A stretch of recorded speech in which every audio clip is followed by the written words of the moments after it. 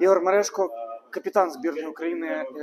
Ігор, перш за все хочу подякувати вам і команді за цей турнір. Просто неймовірний для збірної України. Складна остання гра ось ця вийшла. Як ви просто прокоментуєте її? Немає емоцій зараз, тому тяжкий результат маємо. Але будемо сподіватися, може румуни зможуть зіграти гарно для нас.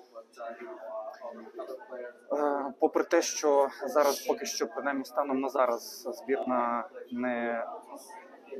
не змогла виконати ту мету, яка з'явилася вже по ходу турніру, тому що все ж таки, мабуть, на початку турніру була трошечки інша спочатку, напевно, що не вилетіти. Є відчуття, хоч якісь позитивні зараз, розумію, що емоції, але... Гадаю, що зараз немає позитивних емоцій. Розуміло. Добре, дякую вам за турнір і за коментар. Дякую.